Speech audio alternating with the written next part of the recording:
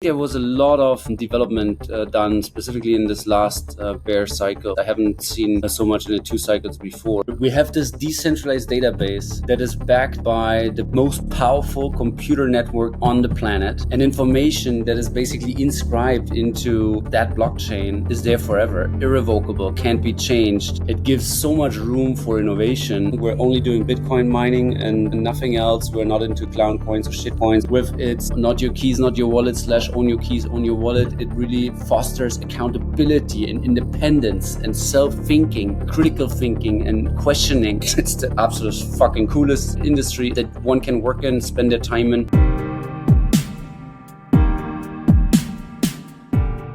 I heard you're currently in Paraguay. It looks really beautiful where you are actually in it's like a library kind of a style. It is a very nice library. And yes, I'm in Paraguay. I'm in Asunción right now. Just came back from a very short night. Last night, our team and I were preparing the first batch of our new product, Bitcoin beef, to be dried by Bitcoin miners. So very exciting stuff going on. Wait, you're trying Bitcoin beef with Bitcoin miners, right? Yes, that's correct. Interesting. How does this come together? Well, I mean, when we started, the name is not for no reason, Green Mining DAO. When we started, we agreed that we want to change the financial system out of multiple reasons, and probably get into that today. But we don't want to sacrifice our ecological system for that. And therefore, we decided to only take CO2 neutral and green energy, water. So that's hydro, wind, and solar for us. At the same time, the energy is converted largely into heat. And if we don't reuse the heat, we thought this is that's a waste. So when we started right from the get-go, we designed our facilities, or we're designing our facilities in a way that we can reuse the heat, repurpose the heat, the excess heat. And we started with the mango, Bitcoin mango. Paraguay has a mango issue, too many mangoes during a very specific time of the year. So what we did, we supported the local society or the local population to earn a little bit extra money and get us these mangoes, and wash them, peel them, chop them, and then dry them in a drying oven, which receives filtered air from the air-cooled mining facility. And then let them dry for a while, and then you get the nicest, tastiest, sweetest Bitcoin mango, dried mango. Our team loves it. Our investors love it. People that we give it to love it, and just say that's simply the best mango they've ever eaten. And we just simply say financial freedom has never tasted so sweet. And the beef jerky is something that is less seasonal. It's a different ballgame because you're switching from fruits to beef, but that's something that we've been now looking at for quite a while, and changed the operation and construction side / the drying side slightly, so that we can also process that, and that's what we're doing now. So yesterday, the first batch was cut and seasoned, and it's going to be dried this morning. So we're looking forward. I'll let you know, and I can send you a sample. But yeah, eventually it's dried beef jerky utilizing the excess heat of a air-cooled Bitcoin mine here in Paraguay. That's amazing. I love the reuse of the heat, like using Bitcoin miners and using the excess heat, using the excess things that come from Bitcoin mining to mine Bitcoin and do something else. I heard from Finland, they have like apartment buildings where they use the excess heat to heat up the apartment buildings so they can all save on the electric bill. It's amazing what you can do with mining. One thing I just want to quickly go in, because I think beef is such a Bitcoin culture thing, and it's really, really fascinating to see that this food is so connected all of a sudden with money and with Bitcoin. Amazing, it's kind of unbelievable for me how this came to be. Well, is that something? It's like Bitcoin beef, and is that what a Bitcoiner is? Like, would you characterize that like that? So I do think that many Bitcoiners, especially like on Nostr, they send pictures all night over their steaks that they're eating. So I guess it's some sort of a Bitcoin thing. I personally love eating beef, and I have always been. And it seems like the Bitcoin community just simply loves beef. I mean, it makes sense, right? It's what made us smart over hundreds of thousands of years, or millions of years. It's what made us a strong population, a strong society.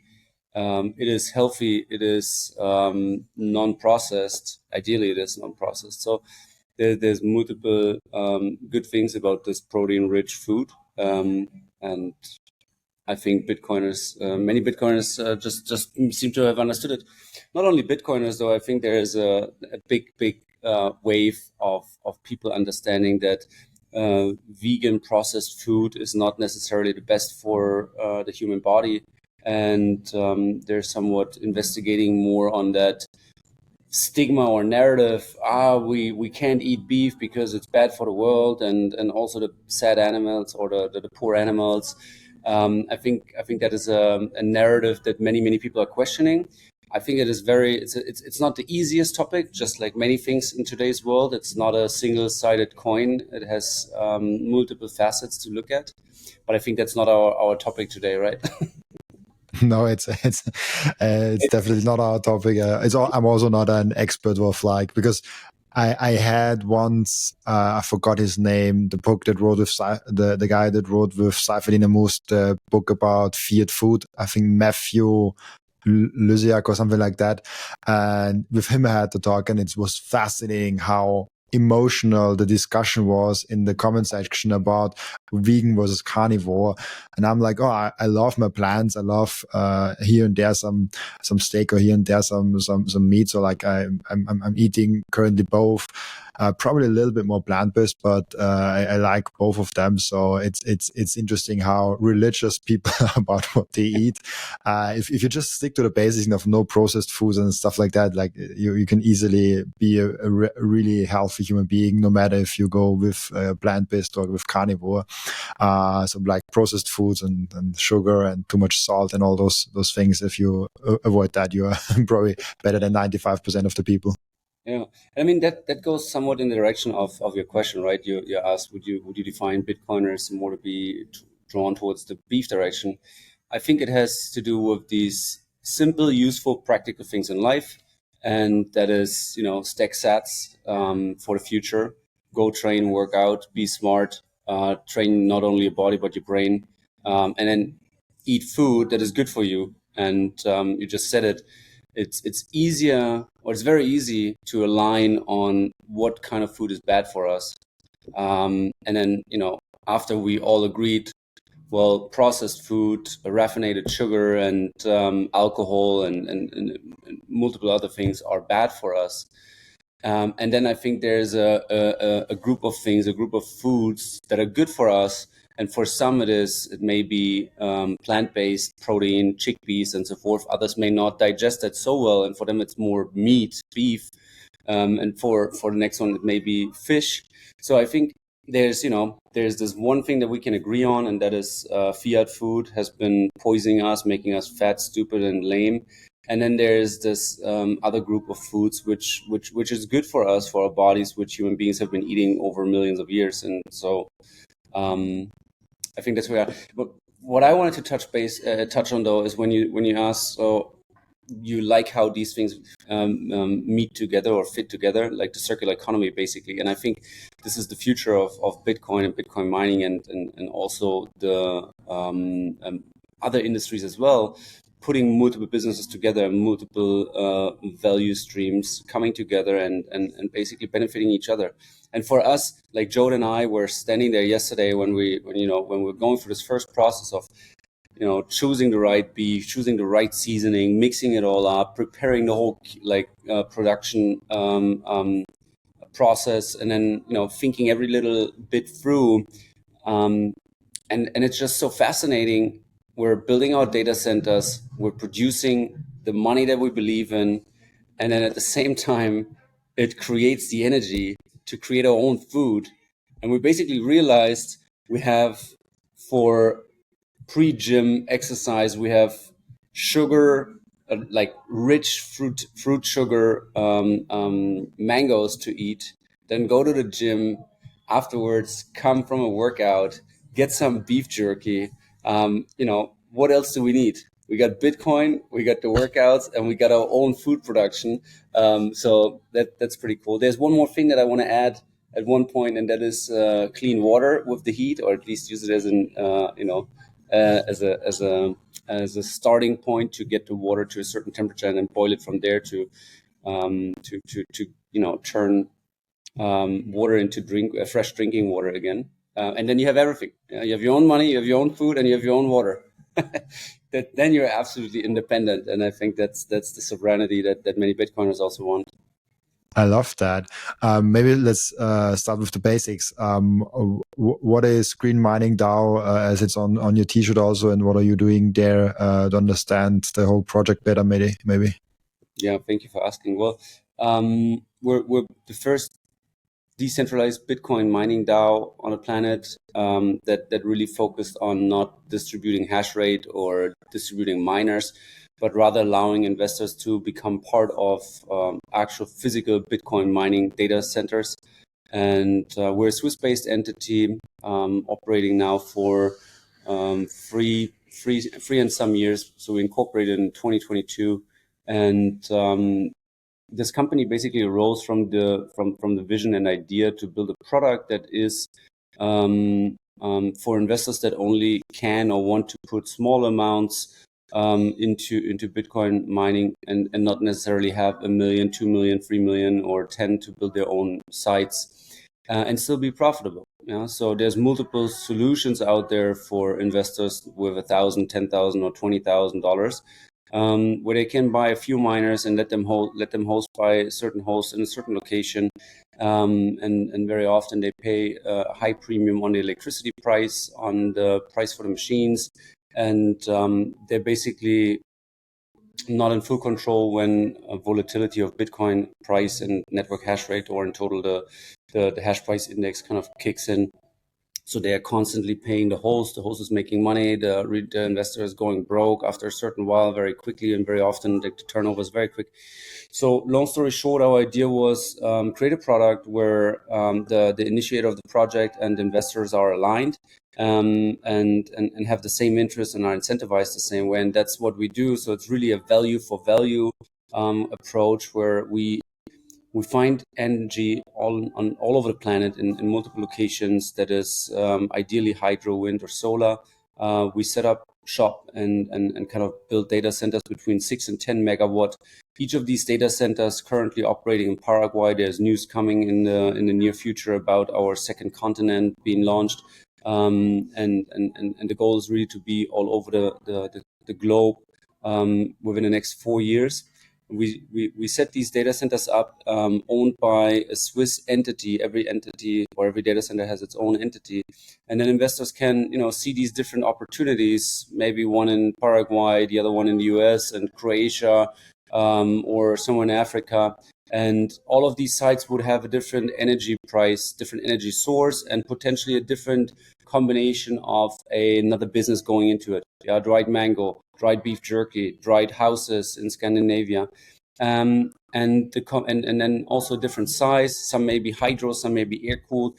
So you can basically combine, or every site has its own individual characteristics, such as every Airbnb that you're visiting. Sometimes you're snowboarding or skiing and you get something in the Alps, and sometimes you want to go to the beach in Mexico and you just get a beach hut.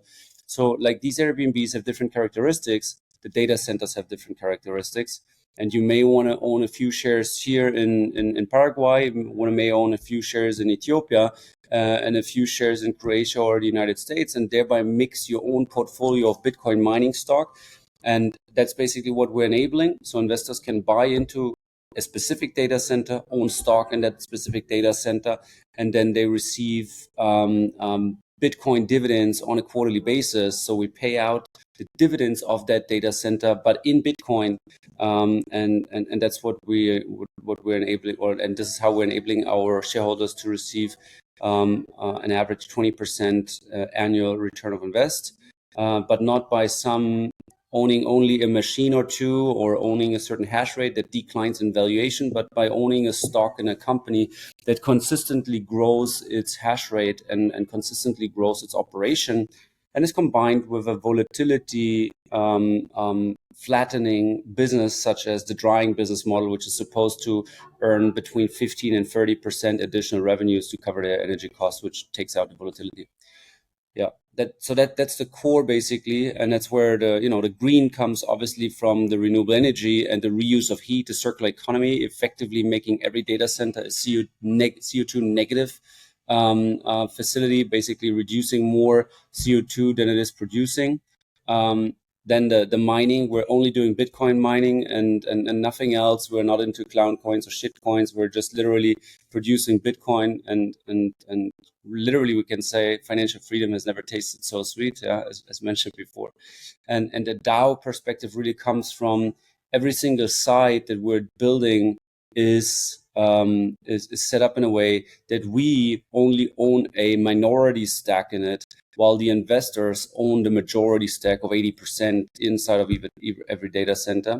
And they have Class A shares, which allow them to vote, which allow them to receive dividends and participate in profits.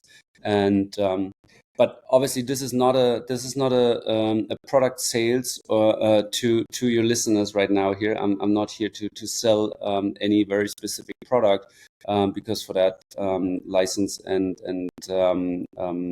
financial authority confirmations are necessary depending on the specific country that we're in. Right now, we're only operating or we're basically allowing shareholders to participate in Switzerland and professional investors of a certain level.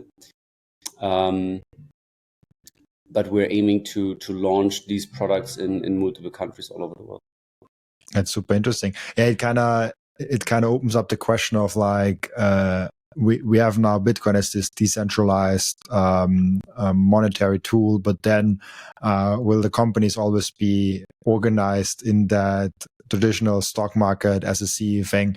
And I think DAO has, especially with Bitcoin, has a really bad connotation. Like a lot of people connected with like altcoins, as you said, clown coins, shit coins that just try to sell you some scam. But for those who maybe don't know, what is a DAO in general, and what are you trying to do there with that organization? So, I mean, in general, the DAO stands for Decentralized Autonomous Organization, meaning mostly an organization that is organized just on the blockchain and has no real world assets necessarily, or no physical goods. What we do and have is we own physical data centers, and they are organized in real world Swiss-based companies. And therefore, we cannot be totally decentralized and totally autonomous. Yeah? That I think is a first very important information. But what we do is we basically define, or we're creating our own definition of DAO and decentralized autonomous organization. And what we do is we're decentralizing and democratizing access to an asset class that usually wouldn't be available to shareholders in that type and form. Now, people can go and buy Marathon, Riot, and other stocks of Bitcoin miners on the stock exchange, but they won't see any Bitcoin dividend payouts as of now. Yeah, there's a few that have been mentioning they're going to, or they're trying to, or they want to, they may do it, but so far no one has really paid their shareholders in Bitcoin dividends. And that's something that we wanted to change, and that we do, because our priority is not to accumulate wealth inside of that company, but rather distribute the profits and 100% of the profits, which means we have revenues, we have costs, we take a certain reinvestment amount to basically cover the depreciation of the machines and reinvest it constantly to grow the facility side. But then the rest is being paid out fully. And us as operating entity, Green Mining DAO, we don't take a cut on the energy, we don't take a cut on the operations, we do everything at cost, because our business model is we also own 20% of each data center, and that's only the way that we're making money. So if our investors make dividends, we make dividends as well. And that's how we align the interests of these. So the general DAO aspect is put something on chain, define rules, and let it go automatically. And then maybe once in a while get the community to vote. Our interpretation of a DAO is set up a Swiss-based entity, don't have the majority stake and say, but structure it in a way that shareholders have a absolute say with their voting power. They have the same profit participation rights as we do. No one is like Orwell would say, no one is more equal, but we're all the same equal. And then we literally, how we execute it is we have quarterly general meetings, not annual general meetings. Every quarter, we're giving a financial overview over the site to all of our shareholders with full transparency. We define the explicit profit. There's wallets that hold electricity costs, have depreciation costs, and the profits to be paid out. So the transparency is there. And then on a quarterly basis, these shareholders can also vote on directions. So we as a board are operating the general business and managing the business. And if there's strategic votes, such as do we want to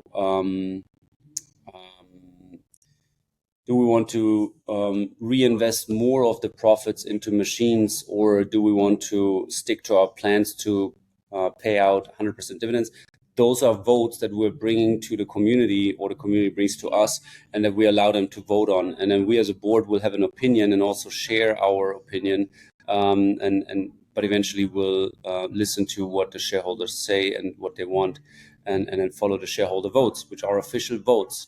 Now, how do we do them? We're actually tokenizing our sites on Bitcoin using Taproot assets. So users have one Bitcoin wallet in which they receive shares, tokenized shares, and that works with a special set of Swiss legal framework. But eventually it's a real world asset tokenized on Bitcoin using Taproot assets, which allows users to hold the shares in their Bitcoin wallet and then on a quarterly basis also receive the Bitcoin dividends into their wallet.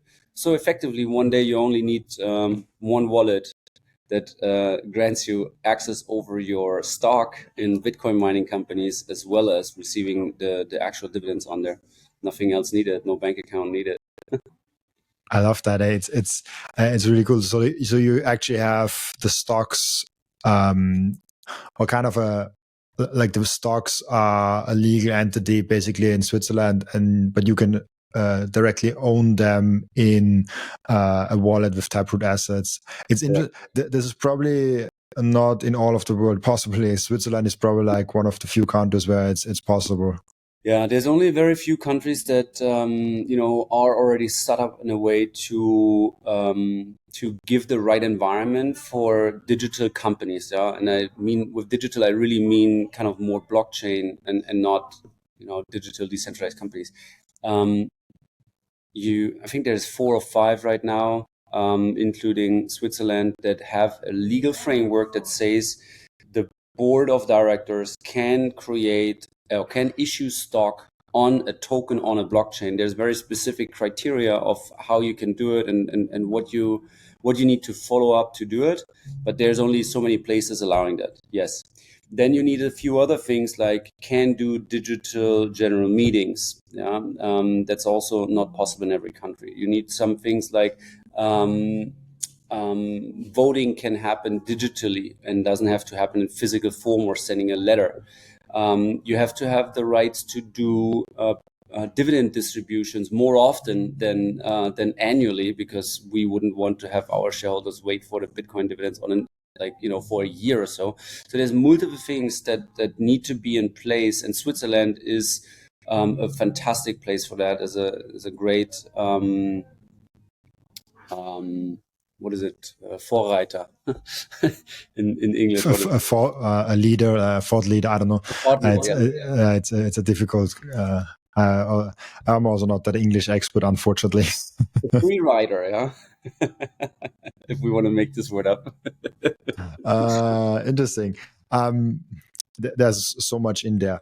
First of all, I think the discussion of like how companies in the future will organize themselves and crowdfund and have people participate on their profits and dividends is super interesting, because we have Bitcoin as that monetary tool, but then we have that whole stock and company which is still And maybe it's not a bad thing. Maybe it's okay to have it that way, because it's companies always has a centralized headquarter. There are always people involved. You know the people, and you also have to prevent fraud and stuff like that. I don't know if that's if how stocks in the future will be traded. If this is maybe a future model where we actually have stocks on Bitcoin, or if that's just like an outlier model where in some use cases it makes sense. I actually think that this is where the world is moving towards. And again, like you will be able to trade our like the stock of GM3, our latest site, which is the third site that we're building here in Paraguay, currently under construction, 2 megawatts alive out of 6. You will be able to trade that on Bitcoin in the middle of the year. So I think there's more going in that direction. I mean, we see RWA as this big shiny, next thing everywhere. I think every second clown coin is currently tagging RWA to them. And I know that some Bitcoiners are not a fan of tokenization, this and that, but I think that the world is moving towards that, because the technology of tokenizing something allows you to cut out intermediaries and decrease the length of the individuals within the value chain taking a cut, which eventually makes it cheaper for the end user. So tokenization in itself is not a bad thing. I believe it is it's an innovation and an optimization of processes. The question is, how do we use it, and what is it used for? Do we use a token just to speculate and hope and think that clown coin, mumu coin, poo coin, whatever they're all called, are appreciating in price because another idiot is willing to pay more than I am? Or are we actually just using a token to represent the value of something that has value no matter what? So if you look at stocks, they are not, like, obviously there's some fantasy and some interpretation of price and business in there as well. So not all the price has, intrinsic value, but eventually it's what the market is willing to pay for an asset that has value. And you see the price appreciate or depreciate on an exchange. And the same happens for a token that is representing a share of a company that is producing something that has a value because it creates a profit, and you can calculate the net present value of the profit streams over the next 10 years, reduced by a 10% annual a risk percentage down to the net present value. And so now I'm getting a little bit lost, but to get to your point, I think that tokenization is something that is valuable and worthwhile to stay, and doing it on Bitcoin as an extremely secure, irrevocable distributed ledger adds extra security. And if you can do it in a way that you're not trading on NASDAQ, NICE, and so forth, where 7 intermediaries are taking a cut every single time you're trading, and therefore you're ending up with somewhere between 1% and 3% of trading fee. If you could do it on chain and you're ending up with 0.1 or even less, that's an absolute innovation and improvement for retail investors, because it allows asset classes with lower market cap to get onto these into an area, or tap into liquidity into a market that usually couldn't access these asset classes, right? And then, of course, shareholder protection is extremely important, which is also why I think DAO has such a negative connotation, because it hasn't been connected with real world entities. It hasn't given the shareholders the shareholder protection that they should have gotten. And therefore hundreds or thousands of people, or hundred thousands of people have lost a lot of money. Now, in our case, and the way that we and also a few others are interpreting this whole DAO concept and giving it a legal backbone by adding a real world entity, means there's people as board of directors that are actually taking accountability for the activities and actions that the company is taking. So I have a public face, I'm doxxed, I'm out there, I am doing stuff, and I'm doing it in the best interest of our shareholders and our data centers. And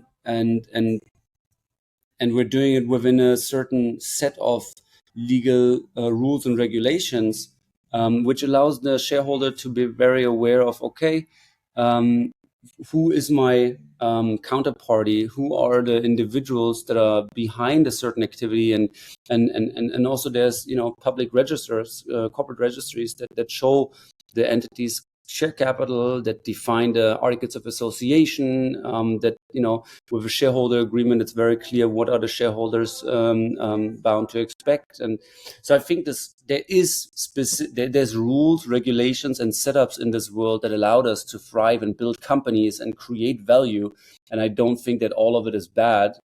So it's more a question of how do we bring these functioning structures of, for example, corporate entities or limited companies onto the next level of our financial system, including Bitcoin.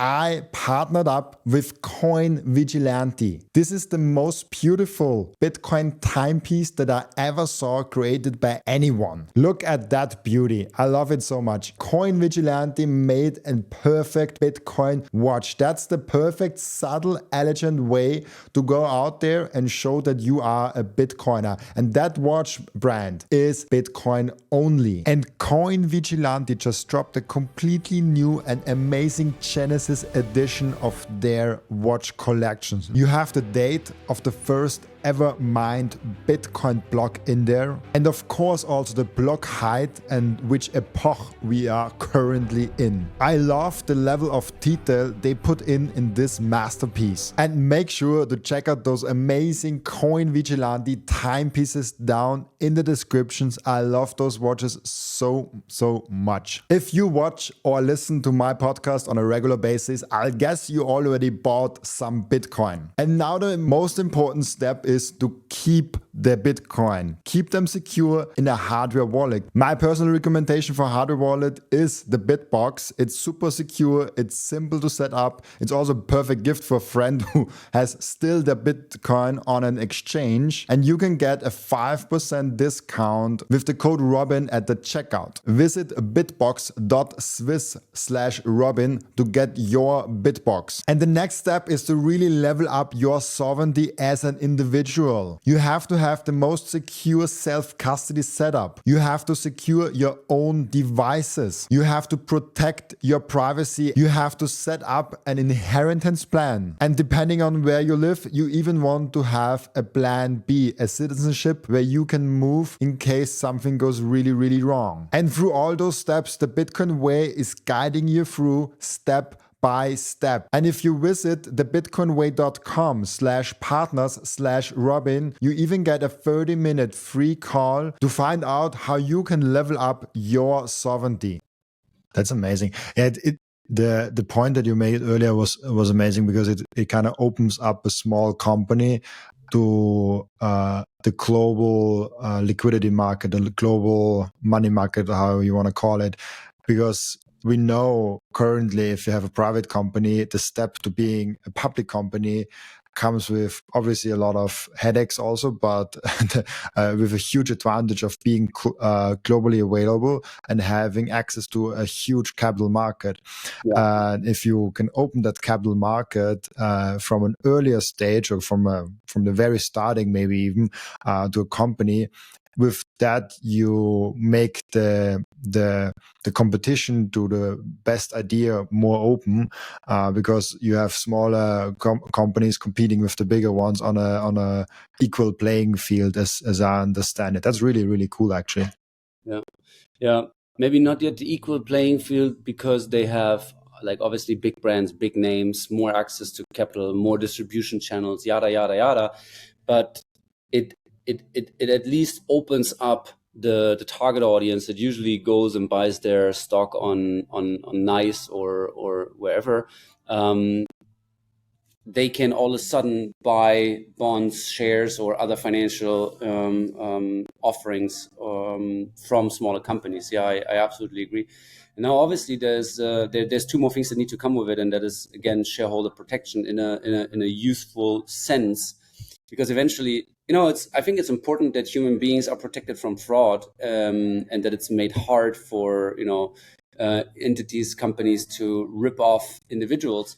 On the other hand, it should be our natural humans' accountability to use our brain and do the basic analysis. Yeah, obviously not dive deep into every single business that we may or may not invest in and understand every single process and correlation between rules and regulations. I think this is where we need protection. But in regards of making a decision whether or not I want to go leverage long or this and that, I think there's a certain accountability that we should all have, and instead of adding more authority and more authority to control and basically tell me whether or not to go left or right. So I think every human being should be in the position and also have the right to make their decisions based on that. So I think it's a thin line between regulation, controlling access and freedom. And the second thing that I think we still are a couple light years away from is the administrative processes for capital increase, notary processes, registration processes, and so forth. I mean, Switzerland is already quite progressive and fast with that. Many things can happen digital. We now, after the fourth capital increase, with the same process, know how it goes, what to do, where to go, and so forth. But I remember the first time, man, that took I think 3/4 of a year to execute that, because multiple shareholders, you need to get multiple signatures and documents and lists and this and that. And if you're not prepared for that, and if you don't do that regularly, or if you don't have a good lawyer and notary supporting you with that, you're spending a shitload of money. You're taking dozens of weeks to get everything together, and you're most likely communicating with your shareholders endless times. And these three things will take all the time in the world from you, from the time that you need to operate your business, right? So that's the other thing that I think is it needs some improvement, and it needs governance updates and optimization, so that companies can actually make use of these finance 3.0 innovation, such as tokenization, fundraising on chain, and so forth. Because the fundraising process is one thing, but then how do you translate that into the old world, into offering these bonds, or offering the stock, or doing convertible loans and then converting them, or doing capital increases, and so there's a whole other world behind that that still needs some upgrading until this will be super seamless. Absolutely. It's how long did it take you to set the legal framework for all this up? It sounds like a lot of paperwork and a lot of long processes with the governments. Yes, effectively we started the company in February 22, but we're already, that's Green Mining DAO, the entity GM Data Centers AG, that then finally executed, or is executing the model that we're doing now. But we already incorporated the initial organization more than a year ago, more than a year before that, starting end of 20, starting in 21 is when we actually started with mining and setting up the legal framework. Eventually, it took us about 2.5 years to really get to the final conclusion of how do we want to do it, what the processes are, how all the documents look like, and we're now in a position to kind of rinse and repeat. But it took us around 2.5 years, and yes, it took a lot of investment. Absolutely, that's super interesting. Also, the discussion around. I'm an absolute free market maximalist. So, like, if it just comes to me, like everything could be free, we can. I kind of shifted actually in the last half year to 1 year. I was 1 year ago quite hater on shitcoins. I still own no altcoins at all. I still think they are all useless.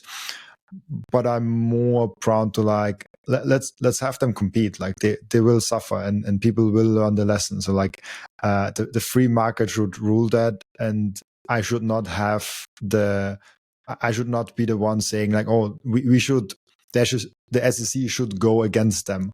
That's kind of not the free market. It's also now with Donald Trump and the president of the United States pushing his own altcoin. I don't think it's a good idea for him. I think it will be probably bad on his reputation at some point. I mean, maybe not, because if he does good things for Bitcoin, people don't remember the bad stuff.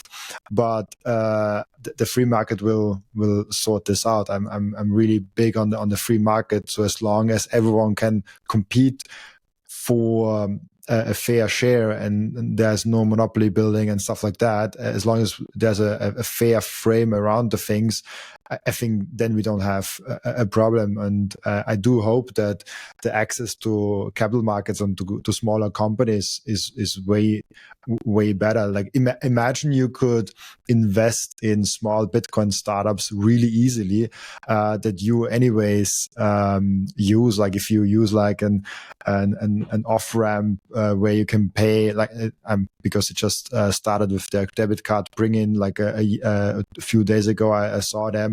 How amazing would it be? Like, oh, like it's a great product. Let's buy some shares there. Like let's put like 100 euros in there just to see and profit from that. I think that would be amazing to see the free open market to see, and the best idea should win. I think it's a great point that you made. I think you're seeing this all over the place, right? The launch of tokenized real estate, of other tokenized financial assets has already taken place or is taking place. You can go out. You can go out there and find multiple platforms today and multiple real estate projects in which you could buy a few shares in. We're going to be the player that basically allows that for Bitcoin mining, or we are. And this year is going to be extremely exciting because, as you rightfully said, so the last couple of years we're building. It was especially during the bear market times when multiple participants in this market are like, no, Bitcoin is dead and everything else as well. And now they're all back and we're like, crazy. No, we need to jump on the train. We're willing to pay 3 times the price. But now we believe it, at least until the next drop. And I think there was a lot of development done specifically in this last bear cycle or bear phase. I haven't seen so much in the 2 cycles before. And it's really exciting what is out there. From a technology perspective, we're capable of doing what you just described, and some are doing it. And I think there's some governance being done and improvement on the legal side in some countries that are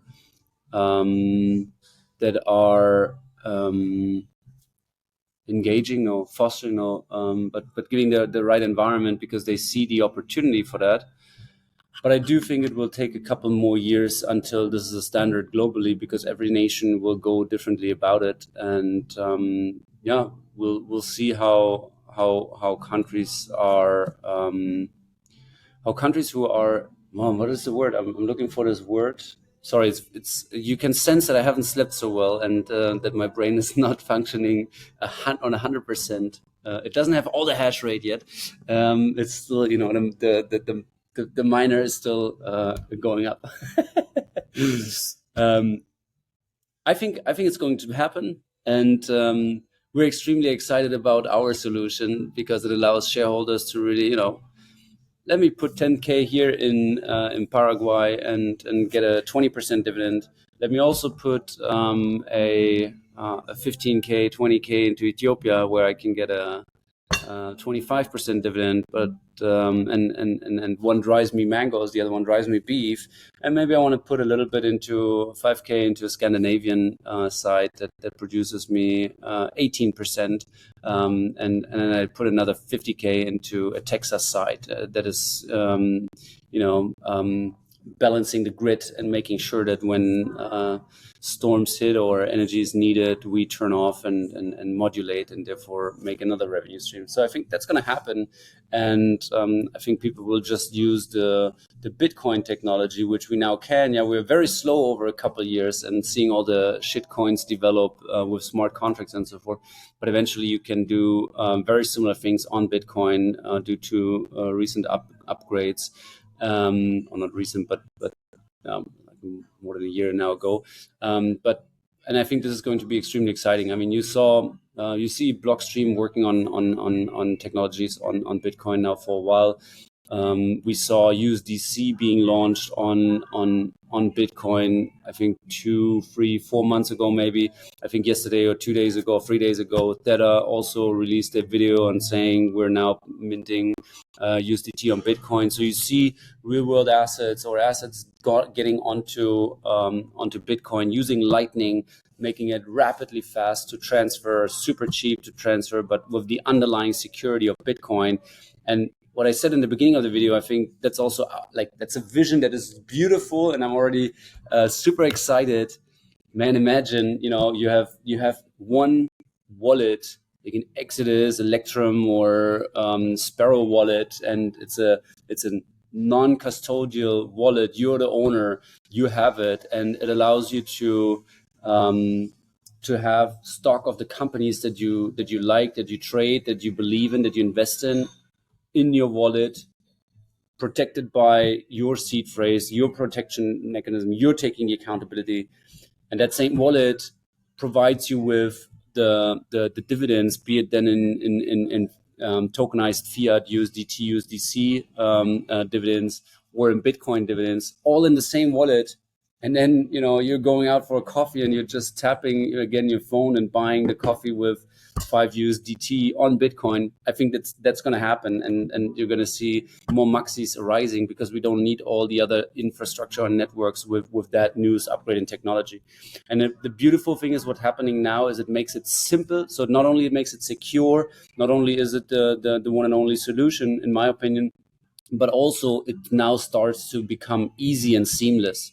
So we're now seeing that next wave, in my opinion, where UX and usability gets a relevant say and a relevant position in our industry, which is important to adopt masses and to bring masses online. Yeah, and eventually they won't necessarily care, and you will probably even see people trading tokenized stock or tokenized assets without knowing which blockchain it's on. Yeah, they just see, oh wow, I can participate in this $500,000 house in the Portuguese Algarve, and it allows me to, if I own 10% of it, it allows me to go there 5 weeks of the year, and if I don't go, a service will rent it out for me, and I'm earning money on that, and I'm just seeing the money popping into my wallet on tokenized assets.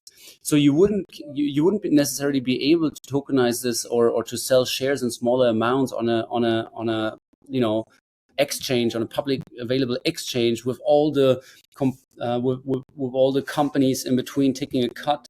It just wouldn't be profitable. It wouldn't be doable to operate. But with automated processes, smart contracts, and basically digitizing multiple of these processes, which we can, and then tokenize the information with which we also can with blockchain, and then add the legal component to it that really says, okay, real estate can be tokenized like that, or the real estate is owned by an entity that is tokenized like that.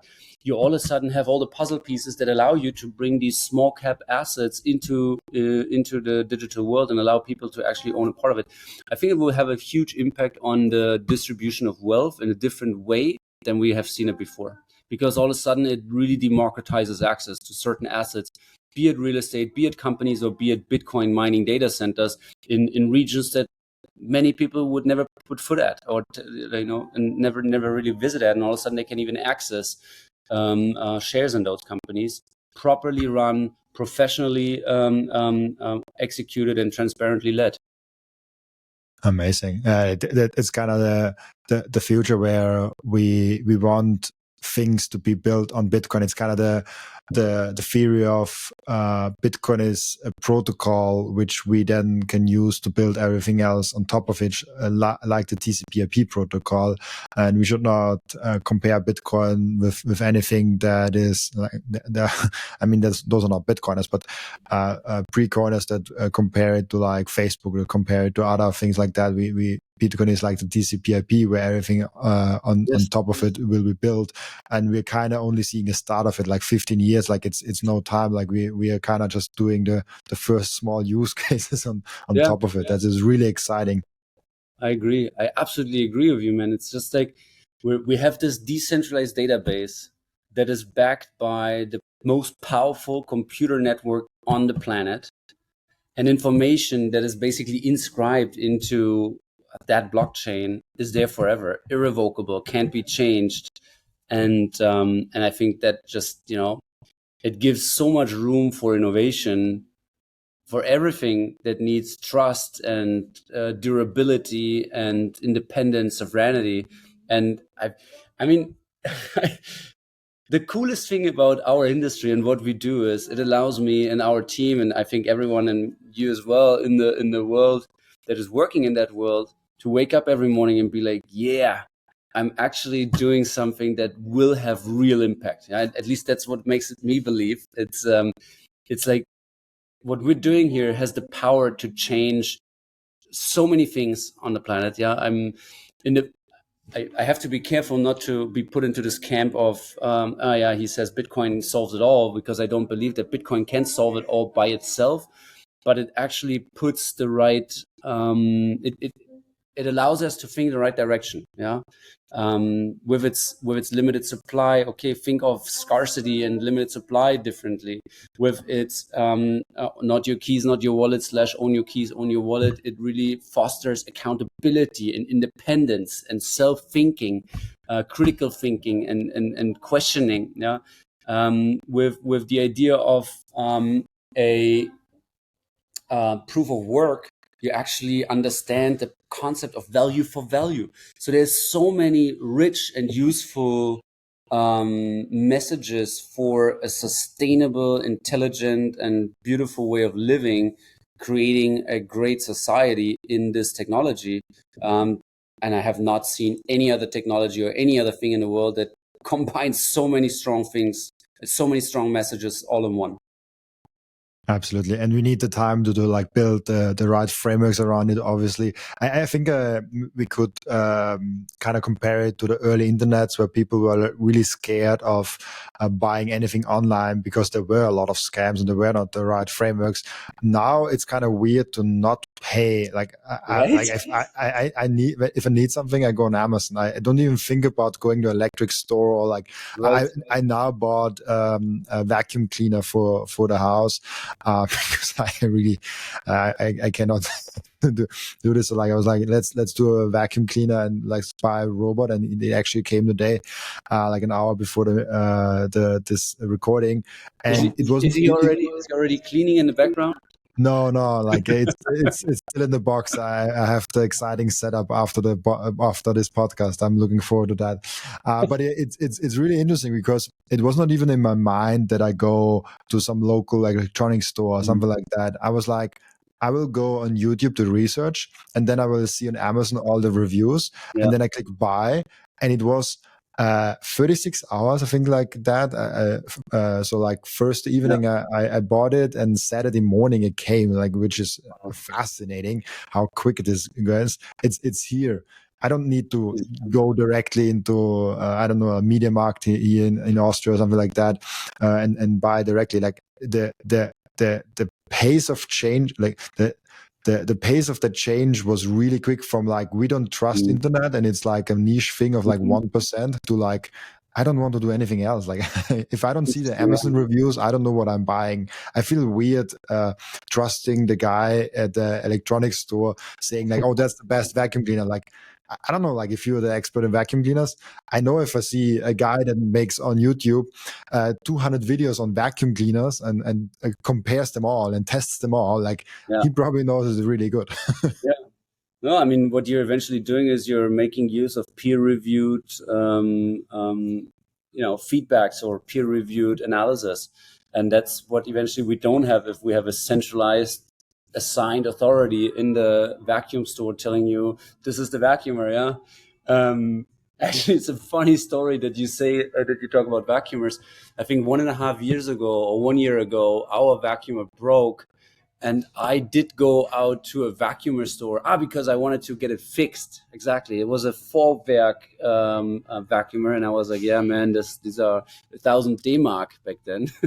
Let me try and get it fixed." So I go there, and the guy, I think, to be very honest, now that we're talking about it, I think he lured me into buying this new vacuumer instead of trying to fix it. He's like, "Yeah, no."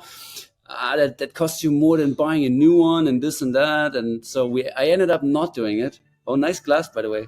Is that a mass? Yeah, it's 1 liter. It's like from Munich. I was living there like a year or something like that. It's in 6 years on my table, and it's amazing because I need a lot of water because I do a lot of podcasts every day, and so like I need a lot of water, and I don't want to run to the kitchen all the time. I understand. And it trains your biceps too. It's like, yeah. Yeah, it's like it's not that. It's actually I would not say heavy, but it's definitely a lot more than your glass there. Yeah, I have the cute water glass here, and no, there's no wine in it. There's just sparkling water, but that's the fancy glass I got. So long story short, I ended up buying a new vacuumer that was not cheap either, and I did believe him when he said, "Yeah, this is this is the best," and he also said, "This is a good price, this and that." And I was actually if I now remember, I was emotionally very satisfied. I was like, yeah, cool. This is a competent guy. He was describing to me X, Y, and Z. And I got home and I was sharing with Valentine, hey, look, I got two actually, one normal vacuumer and one for the stuff that you want to do with the hand, like on the couch and so forth. But then she's like, why do we need it? And have you checked if it's really the best, the cheapest, and so forth? So I then went online, looked for the same model, found the same exact model for like, I don't know, 20% cheaper online. So no matter if it's the best model or whatever, but I ended up getting lured into buying a product for a higher price than if I could have bought it online by having someone telling me this is the perfect product. So I basically now paid for a centralized authority selling me the product they wanted to sell me, instead of going online like you mentioned, getting peer reviews from hundreds of thousands of people on certain product reviews and just decide based on their feedback what I wanted. So eventually I was lazy and I paid the price for that. And it's like the transparency and the decentralization in the market makes all the difference. It really makes, if everyone goes to Amazon, reviews all of a sudden matter way more. If everyone is like, if you see how good it really is, that makes all the, I mean, there's all the bots that coming in Amazon, and you pay for people that buy it and write good reviews and all that stuff. Like there's still a lot of problems with those systems. I'm not saying that it's perfect, but bringing more information and transparency in the market is always better. I mean, even here we could make the case that if you had a public transparent ledger that saves the information of the reviews, such as where was it made, at least the IP address, when was it made, for what product, and so forth. So if you just had, like, in a very good overview, that kind of data, you could very simply identify whether or not, 10,000 reviews were added in the time period of the 1st and the 7th of January, and they all appeared on a product for 10 cents, for which the marketplace most likely got 1 cent. So eventually these 10,000 cost you $100, yeah, by paying a cent each. So, and they all have 5 stars, and they all say product really good. It could be that that one then analyzes and understands, well, this could be fake, and maybe even flag it as such. So if it wasn't for Amazon, but if it was for a decentralized marketplace that allowed reviews in a somewhat transparent, decentralized matter, or people would be able to flag it and understand it. Yeah. So even there, again, then the blockchain technology and potentially even Bitcoin can support with that, because it allows for reducing power of centralized entities. Yeah. And I think this is also something that when we get back to somewhat Bitcoin maximalism and tokenized stuff and shitcoins, if we talk all about these things, I think this is something that many Bitcoiners are struggling understanding, because they start their journey with hearing about Bitcoin or any other shitcoin, but sooner or later they will get exposed to all these other innovative coins, then burn their fingers and by trading them, losing a lot of money, and then realizing, well, this is all a little bit sketchy. If they're lucky, they get back into Bitcoin, and then potentially also in the meanwhile have read a little bit about it and then understand, well, these are two different things. One is fish and one is beef. The beef is actually all about changing our financial system, changing the way we save, changing the way we interact, and creating a more sovereign and valuable society. Whereas the other thing is just fiat world translated into get quick rich bullshit, and therefore I hate it all.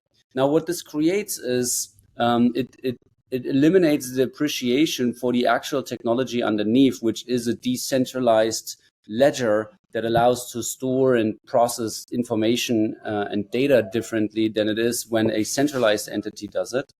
And therefore, I think we're currently still failing to understand the full potential of a decentralized world, because many people are so focused, or at least in our industry, in our Bitcoin bubble, a lot of us are so focused on pushing Bitcoin and making sure that Bitcoin is adopted, accepted, and there's enough to do. Don't get me wrong. Yeah, there's enough to do to get Bitcoin accepted by big players, by banks, for certain processes, for collateral, for this, for that. So there's enough to do in our industry.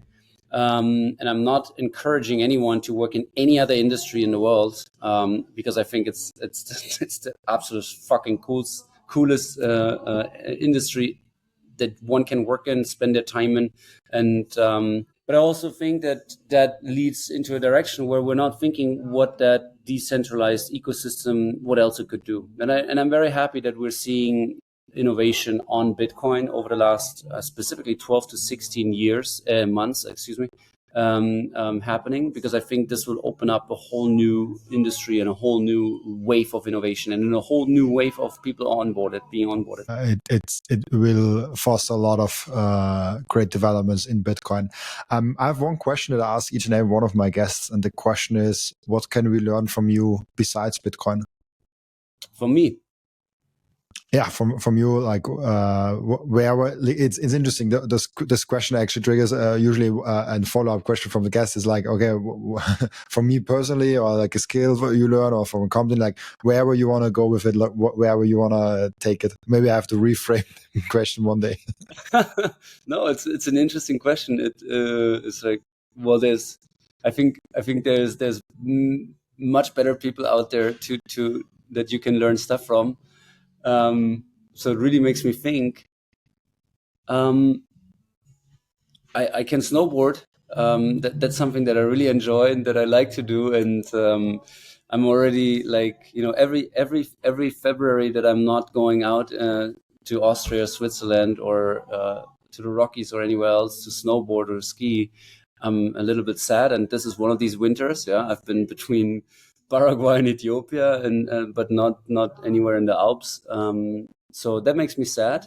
But I'm hoping to go in December this year and really spend a good time in the Alps. So if you want to learn skiing or snowboarding, that's something that I'm good at and that I enjoy doing. Really cool. I'm one of the Austrians that is not good in skiing. Like snowboarding, I never tried, but skiing is like, yeah, I'm good. Like I usually try to like come 2-3 times down the slope and then sit in the appreciate and enjoy the time there. I really like being on top of the mountain when everything is white and just seeing the sun. That is amazing. And I have no clue how to translate that dish now. It's a Germknödel. I love it on the house, on the mountain, on top of it. It's really, really cool. Right. We have an end routine in the podcast where the previous guest is asking a question for the next guest without knowing who the next guest actually is. Right. And your question from the previous guest is, if you can use Bitcoin only through third parties, but we are totally on a Bitcoin standard, would you be okay with that? No, I wouldn't be. Because for me, that takes the freedom, or one of the main aspects, which is the freedom and non-custodial access to it away. Being on a Bitcoin standard sounds great, backing everything with Bitcoin and not being in the fiat world anymore, obviously great for price appreciation and so forth. But I think one of the major benefits of Bitcoin is that I'm not relying on anyone else to manage my assets, manage my wealth, and manage my transactions. And if it is only possible via third parties, that means there is one or multiple entities that have 100% absolute control over me, which means it is not the Bitcoin standard. So that question is somewhat reminding me of the movie Inception. Is one possible without the other? And I would say no. So if the question was, do I enjoy the Bitcoin standard, or would I look forward to that? Yes, absolutely.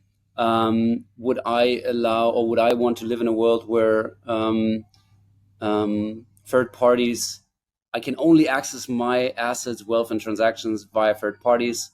I'd say I'm out of that world. Pull that plug from the matrix, please, and do these things happen together? I don't think so. For me, the Bitcoin standard includes non-custodial access and power over own wealth and assets. It's almost an oxymoron, like it's almost like a self-contradicting sentence. Yes. Can you have a Bitcoin standard if you have to use third parties for that? Like that seems to be an illogical thing to do. Yeah, I agree. Really cool. Ben, thank you so much, Sascha, for being on the show. Before I let you go, where can people find you, ask you questions, and reach out to you? I should be on Twitter or on X. I'm more a consumer than I am a contributor there. But also find me on LinkedIn or on our website, greenminingdao.io, and at conferences. And if I'm lucky, in a few weeks on the waves of South Africa and Cape Town, or in the mountains end of the year on the board. Okay. Cape Town, I have to visit. I see always in the Bitcoin map, like all the adoption happening there. Thank you so much, Sascha, for being on the show. Also, thank you so much for everyone that is watching and listening, for joining us today. As always, I'll be back tomorrow with another episode. Bye-bye.